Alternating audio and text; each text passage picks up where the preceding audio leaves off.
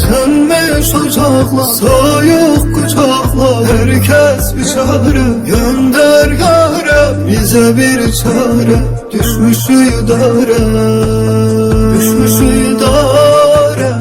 Nerede baba, nerede anne, nerede kardeş, nerede evlat, nerede yavrum, nerede yolda, nerede yolda?